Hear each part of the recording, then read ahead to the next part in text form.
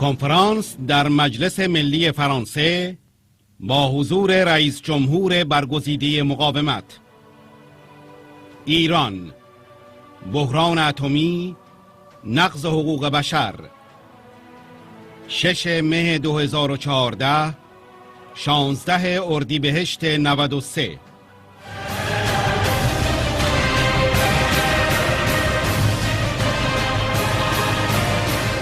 خبرگزاری فرانسه، پاریس، 6 می 2014، 16 اردیبهشت 93. روز سه‌شنبه پارلمانترهای فرانسوی از چندین گروه سیاسی در مجلس ملی موجه بودن بازدیدهای رسمی از ایران را زیر سوال بردند و اینکه این بازدیدها تحت کنترل رژیم ایران و با محدودیت‌های غیر قابل قبول صورت می‌گیرد محکوم کردند. اعضای کمیته پارلمانی برای ایران دموکراتیک چند روز بعد از بازدید یک هیئت فرانسوی از ایران در پایان آوریل برای فرستادن یک پیام روشن به همکارانشان گرد هم آمدند. ژان پیر میشل، سناتور سوسیالیست منطقه اوتسون، ابراز تأسف کرد که هیئت فرانسوی با محمد جواد ظریف وزیر خارجه و علی لاریجانی رئیس مجلس رژیم ایران دیدار کرد، ولی نتوانست با زندانیان سیاسی دیدار کند. کمیته پارلمانی برای ایران دموکراتیک خاطر نشان کرد: به نظر ما کاملا غیر ممکن است که یک هیئت پارلمانی فرانسوی به ایران برود بدون اینکه مسئله حقوق بشر مطرح شود و به طور خاص بدون اینکه این هیئت بتواند با قربانیان نقض حقوق بشر و زندانیان سیاسی دیدار کند. هر رویکرد دیگری در عمل به معنی تایید اعمال رژیم حاکم در زمینه حقوق بشر است. مریم رجبی، رئیس جمهور منتخب شورای ملی مقاومت ایران که به این کنفرانس دعوت شده بود، خطاب به منتخبان مردم فرانسه گفت: نباید اجازه داد که رژیم از این سفرها به عنوان وسیله‌ای برای توجیه اعمال خود بهره برداری کند. او اظهار داشت: من پارلمانترها و صاحبان صنایع را دعوت می کنم که سفر به ایران را منتفی کنند. مثل بسیاری دیگر در اروپا حاضر نشوند رژیم آنها را برای توجیه جنایات خود مورد استفاده قرار دهد. EPA، آژانس عکس اروپا، 6 می 2014. مریم رجبی، پرزیدنت شورای ملی مقاومت ایران، در جلسه‌ای در مجلس ملی فرانسه در پاریس درباره نقض حقوق بشر در ایران سخنرانی می‌کند.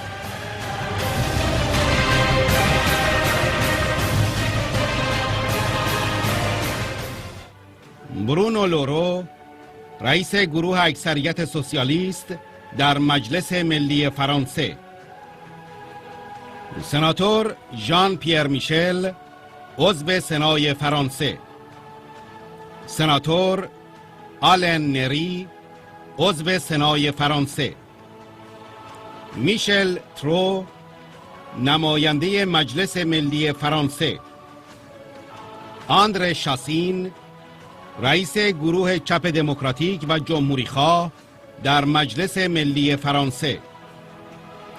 ژرار شاراس، نماینده مجلس ملی فرانسه. پاسکال دوگیلهم، نماینده مجلس ملی فرانسه. مارتین کاریون کورور، نماینده مجلس ملی فرانسه. دومینیک لوفور، نماینده مجلس ملی فرانسه. مارتین پنویل، نماینده مجلس ملی فرانسه. استفان سانت آندره، نماینده مجلس ملی فرانسه. استاندار ایو بونه، رئیس سازمان ضد جاسوسی فرانسه DST در دوران پرزیدنت میتران. فرانسوا کلکومبه، بنیانگذار سندیکای قضات فرانسه. پیر برسی، رئیس حقوق بشر نوین فرانسه.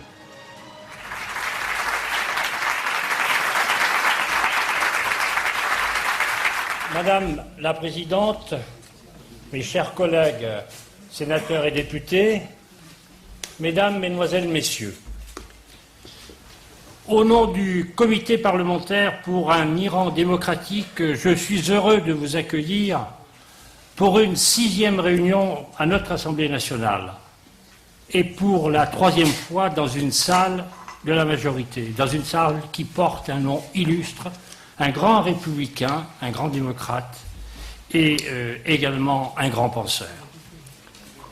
Bien évidemment, notre soutien à votre cause, celle de la démocratie pour l'Iran et de la paix dans cette région sensible du monde qu'est le Moyen-Orient, s'est élargi à un plus grand nombre de nos collègues députés, mais aussi sénateurs, mais il a gardé toujours son caractère pluriel.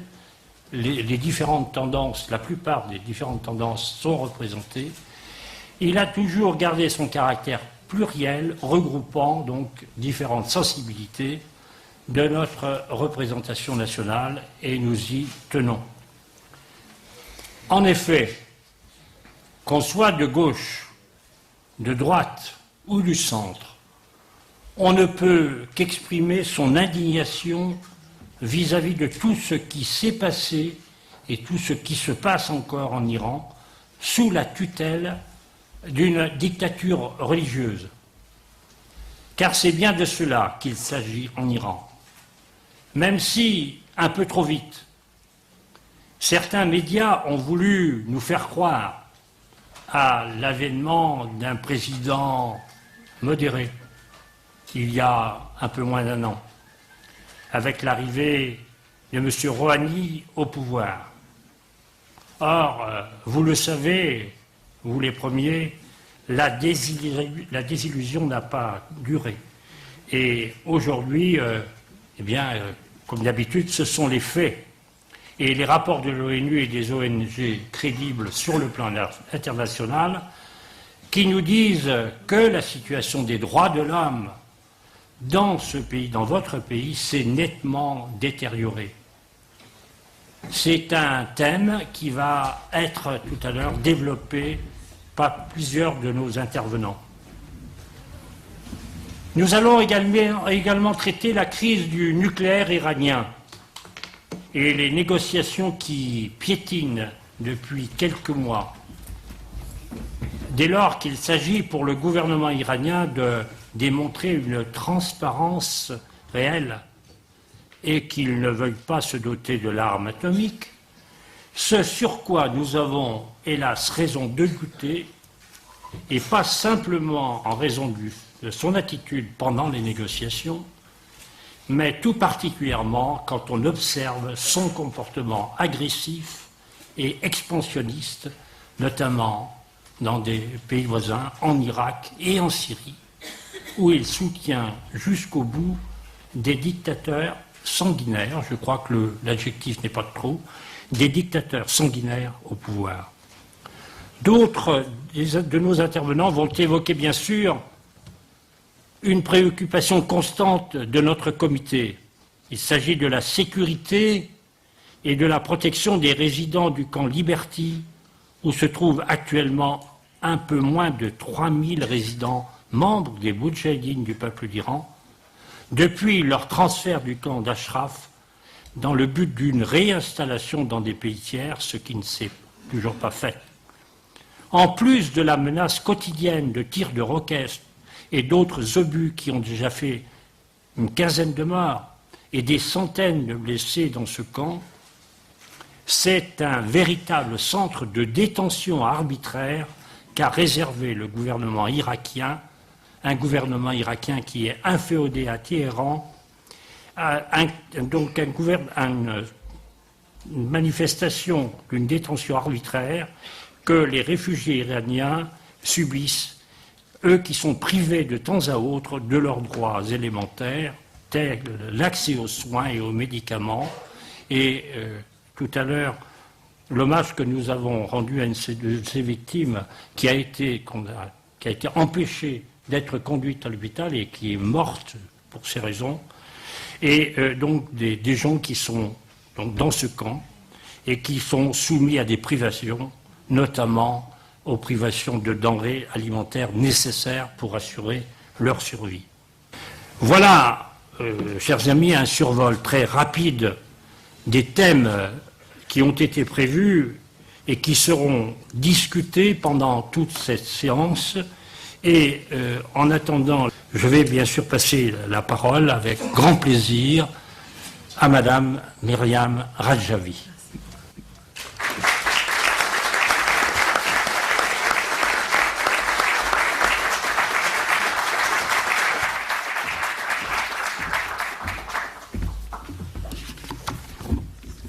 Monsieur le Président, Mesdames et Messieurs les députés, Mesdames et Messieurs, je voudrais tout d'abord vous remercier pour cette conférence dans la Maison de la démocratie française.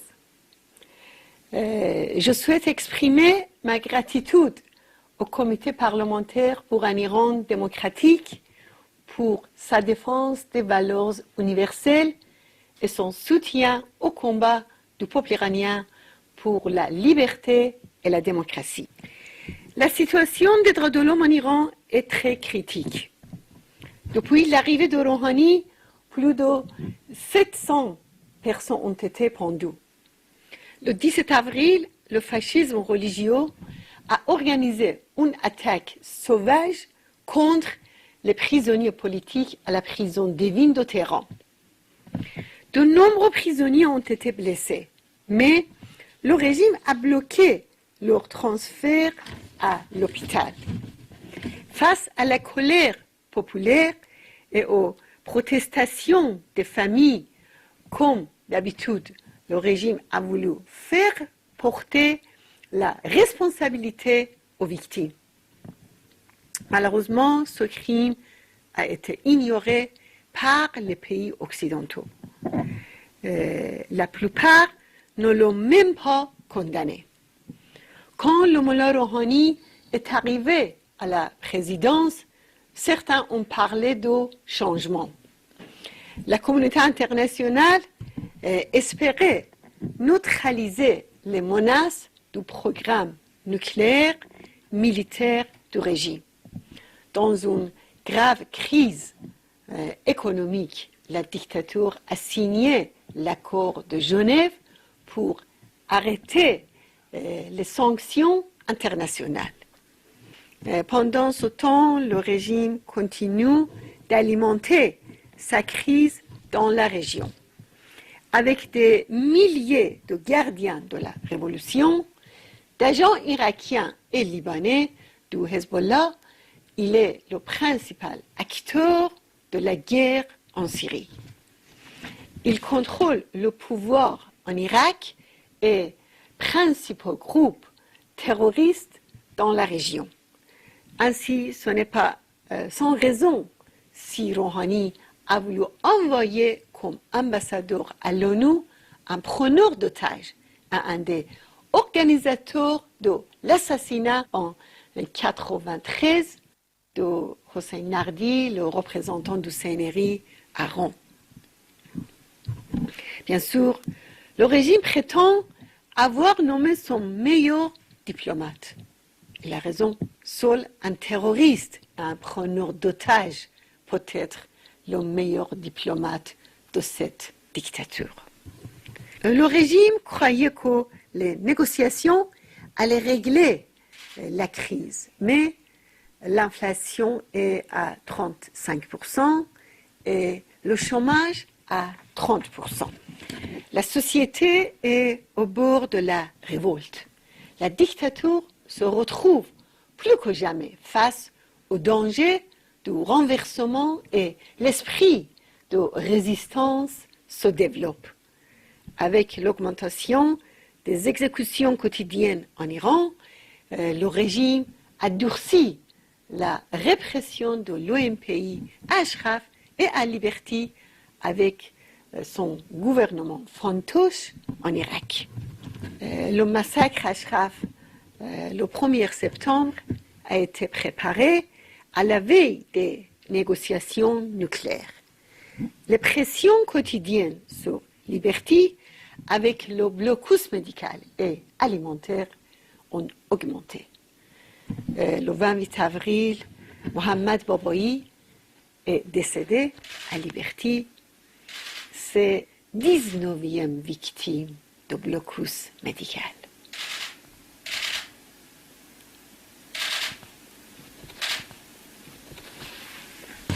Il n'y a toujours pas de traces des 6 femmes et de l'homme pris en otage le 1er septembre à Ashraf par les forces irakiennes. Nous espérons que la France sera à l'avant-garde de la protection des habitants de Liberty et de la libération des otages d'Ashraf. Surtout que les États-Unis, l'Union européenne et l'ONU ont oublié l'enquête indépendante sur les crimes des forces de Maliki à Ashraf et à Liberty et restent inactives pour la protection des habitants, ouvrant la voie à davantage de crimes du régime iranien et du gouvernement irakien. Or, la guerre, la crise et l'instabilité en Irak augmentent la menace sur Liberty. Malheureusement, à cause des négociations nucléaires et des ambitions commerciales des pays occidentaux, ont oublié les droits de l'homme en Iran et la protection des habitants de Liberty. Pire encore, dans ces conditions, le régime profite des visites des délégations parlementaires et commerciales pour faire croire aux peuples iraniens et aux prisonniers politiques qu'il a le soutien de l'Occident malgré les massacres, les exécutions et les tortures. J'appelle les parlementaires et les chefs d'entreprise à annuler leur déplacement en Iran, comme beaucoup l'ont déjà fait en Europe, parce qu'ils ont refusé d'être utilisés comme une carte blanche pour davantage de crimes. Mesdames et messieurs, le monde musulman est confronté à des crises avec des conséquences pour la région, mais aussi pour l'Europe et le reste du monde. La dictature religieuse en Iran est le facteur principal de ces crises. C'est pourquoi une politique de fermeté à son égard est non seulement une nécessité pour régler la crise iranienne et régionale, mais aussi pour la paix dans le monde. C'est pourquoi nous invitons la communauté internationale et tout particulièrement la France à agir. Premièrement, dans les négociations nucléaires, il faut imposer le protocole additionnel. Il faut arrêter définitivement l'enrichissement et le programme de missiles de régime. Deuxièmement, la poursuite des relations économiques doit être conditionnée à l'arrêt des violations des droits de l'homme et à la fin des exécutions et des tortures. Le Conseil de sécurité doit enquêter sur les attaques sauvages à la prison d'Evin et sur les exécutions de masse par le régime iranien et traduire en justice les responsables de ces crimes contre l'humanité. Nous appelons l'ONU, les États-Unis et l'Europe à mener une enquête indépendante sur les massacres Ashraf et Liberty. C'est la meilleure garantie pour arrêter ces crimes. Il faut obliger le gouvernement irakien à autoriser les dispositions de protection nécessaires à Liberty. Nous demandons la réinstallation rapide des résidents de Liberty, surtout les malades et les blessés, aux États-Unis et en Europe. Sur les questions des droits de l'homme et de la protection des habitants de Liberty, nous comptons sur votre soutien, le soutien précieux des parlementaires français.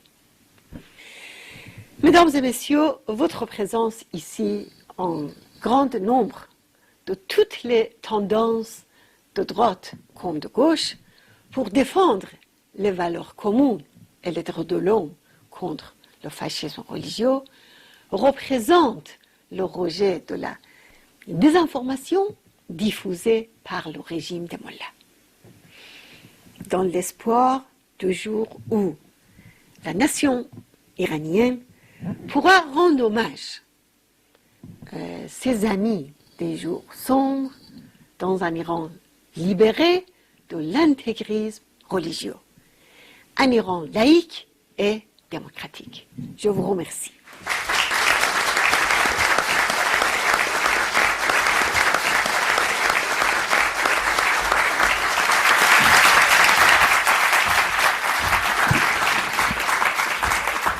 Juste quelques mots, chers amis, chère Mariam Radjavi, chers collègues. Je suis heureux de vous accueillir dans la salle de réunion du groupe socialiste. C'est d'ailleurs pour ça qu'elle a été mise à votre disposition.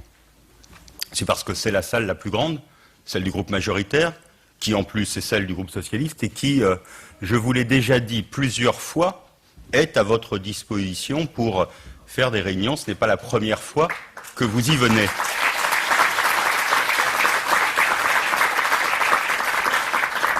C'est pas facile de vous accueillir. Parce que dès que l'on sait que je vous ai donné la salle, on me demande pourquoi. On me demande comment se fait-il. Je voudrais, moi, simplement, parce que je ne veux pas faire une intervention, vous en donner la raison. La première raison, c'est peut-être d'abord de vous appeler chers amis. Mais, chers amis, ça veut dire qu'il y a aussi des espaces de débat entre nous. Ça veut dire que moi, quand je vous donne cette salle, elle est porteuse des valeurs qui sont celles de ce groupe. Mais quand je vois ceux qui sont ici, et qui ne sont pas tous socialistes, il y a des radicaux, mais je sais qu'il y a aussi des membres des autres groupes politiques, de l'UMP, c'est parce que nous partageons dans ce pays des valeurs sur lesquelles nous pensons être en situation de discuter avec vous. Moi, en vous accueillant ici, je partage des valeurs communes très certainement.